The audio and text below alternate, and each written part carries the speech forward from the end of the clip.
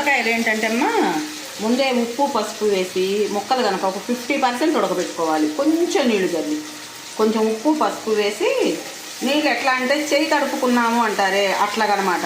ఒక్క చుక్క వాటర్ తోటి ఒక 50% కనుక దొండకాయ ముక్కలు ఉడకబెట్టామంటే మనం తర్వాత వేయించేటప్పుడు ఏంటంటే కూర మగ్గేటప్పుడు ఈజీగా మగ్గిపోద్ది.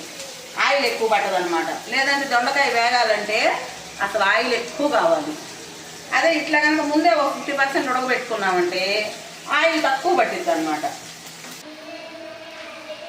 ఇది హోటల్ స్టైల్ అమ్మా.